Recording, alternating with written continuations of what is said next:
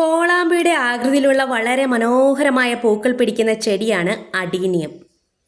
അഡീനിയത്തിൽ നിറയെ പൂക്കൾ വേണമെങ്കിൽ ചില കാര്യങ്ങൾ പ്രത്യേകം ശ്രദ്ധിക്കണം.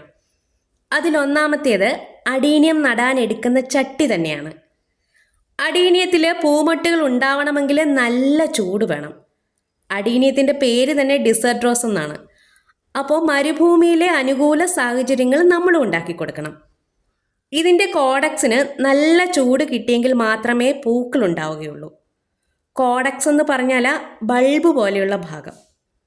അഡീനിയം ഒരിക്കലും മൺചട്ടിയിൽ നടാൻ പാടില്ല. മൺചട്ടിയിൽ നട്ടാൽ ചെടിക്കൊരു തണുപ്പ് കിട്ടും.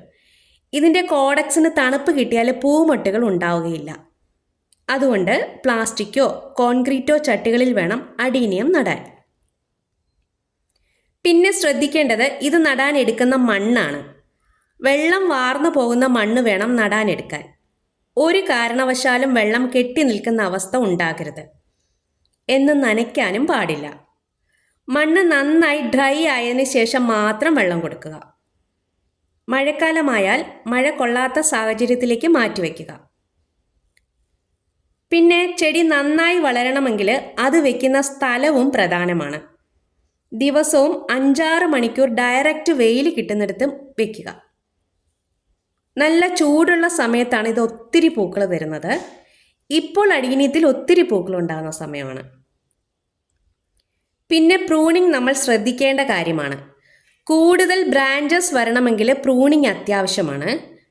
ഒരു ഡിസംബർ ജനുവരി മാസങ്ങളിലൊക്കെ തലപ്പുകൾ കട്ട് ചെയ്ത് കൊടുത്താൽ ഒത്തിരി ശിഖരങ്ങൾ വന്നിട്ട് അതിലൊക്കെ നിറയെ പൂക്കളുണ്ടാവും. പ്രൂണിങ്ങിന് ശേഷം വളങ്ങൾ നൽകാം. നൈട്രജൻ വളങ്ങൾ കുറഞ്ഞ അളവിലാണ് ഇതിന് നൽകേണ്ടത്. കൂടുതലായാൽ തണ്ടുകൾ നീളം വെച്ച് നിൽക്കുമെന്നല്ലാതെ പൂക്കൾ വളരെ കുറവായിരിക്കും. ഇത്രയും കാര്യങ്ങൾ ശ്രദ്ധിച്ചാൽ തന്നെ അഡീനിയത്തിൽ കുലയായിട്ട് പൂക്കൾ പിടിക്കും. വീഡിയോ ഇഷ്ടമായാൽ ഒരു ലൈക്ക്.